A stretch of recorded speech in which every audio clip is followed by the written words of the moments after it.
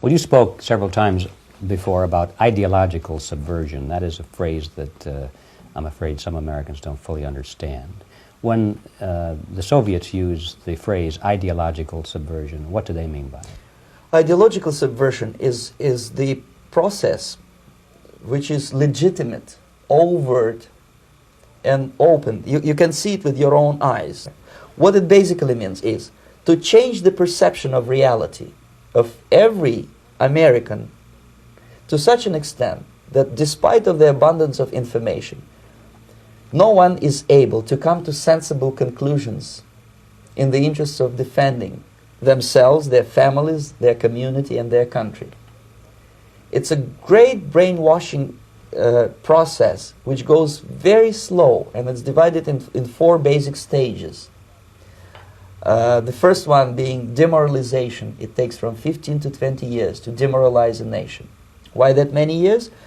Because this is the minimum number of years which requires to educate one generation of students in the country of your enemy, exposed to the ideology of the enemy. In other words, Marxism-Leninism ideology is being pumped into the soft heads of at least 3 generations of American students without being challenged or counterbalanced by the basic values of Americanism, American patriotism. The result you can see, most of the people who graduated in the 60s, dropouts or half-baked intellectuals, are now occupying the positions of power in the government, civil service, business, mass media, educational system.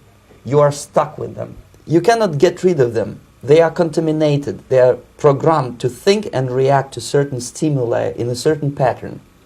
You cannot change their mind, even if you expose them to authentic information, even if you prove that white is white and black is black, you still cannot change the basic perception and the logic of behavior. In other words, these people, the process of demoralization is complete and irreversible.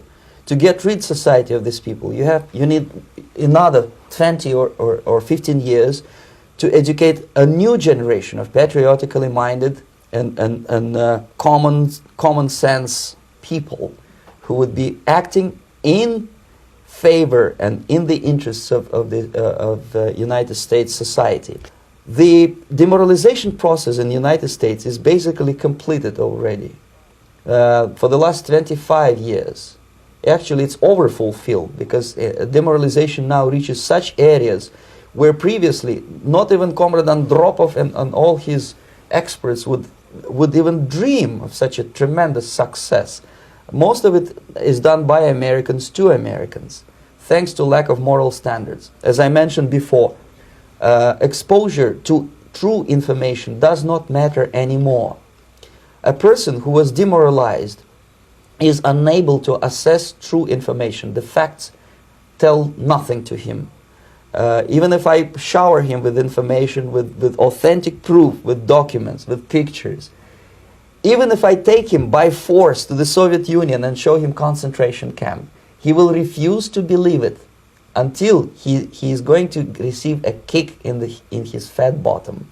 When a military boot crashes his balls, then he will understand, but not before that. That's the tragic of the situation of demoralization.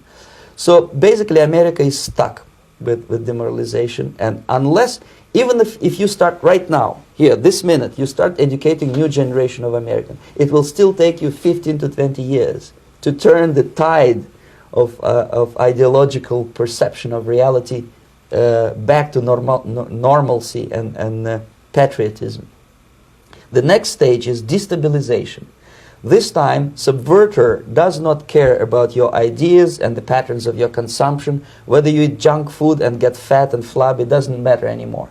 This time, and it takes only from 2 to 5 years to destabilize a nation, what matters is essentials: economy, foreign relations, defense systems. And you can see it quite clearly that in some areas, in such sensitive areas as defense and economy, the influence of Marxist-Leninist ideas in the United States is absolutely fantastic. I could never believe it 14 years ago when I landed in this part of the world, that the process will go that fast. The next stage, of course, is crisis. It may take only up to 6 weeks to bring a country to the verge of crisis. You can see it in Central America now. And after crisis, with a violent change of power, structure, and economy, you have so-called the period of normalization. It may last indefinitely. Normalization is a cynical expression borrowed from Soviet propaganda. When the Soviet tanks moved into Czechoslovakia in '68, Comrade Brezhnev said, "Now the situation in brotherly Czechoslovakia is normalized."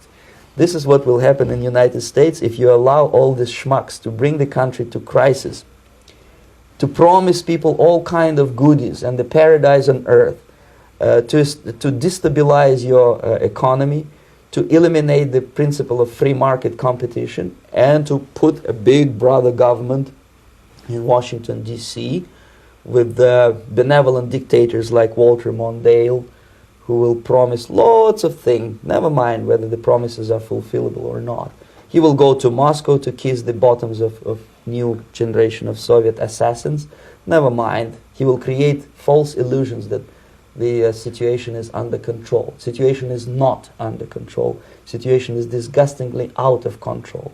Most of the American politicians, media, and educational system trains another generation of people who think they are living at a peacetime. False. United States is in the state of war, undeclared total war against the basic principles and the foundations of this system. And the initiator of this war is not Comrade Andropov, of course. It's the system. However ridiculous it may sound, the world communist system or the world communist conspiracy, whether I scare some people or not, I don't give a hoot. If you are not scared by now, nothing can scare you. Okay, so what do we do? What is your recommendation to the American people? Well,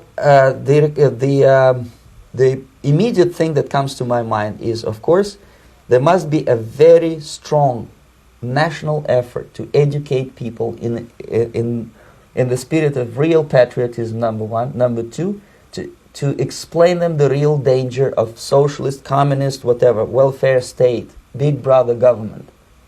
If people will fail to grasp the impending danger of that development, nothing ever can help United States. You may kiss goodbye to your freedom, including freedoms to homosexuals, to prison inmate. All this freedom will vanish, evaporate in 5 seconds, including your precious lives. So basic, two very simple, maybe too simplistic answers or solutions, but nevertheless, they are the only solutions. Educate yourself, understand what's going on around you. You are not living at the time of peace.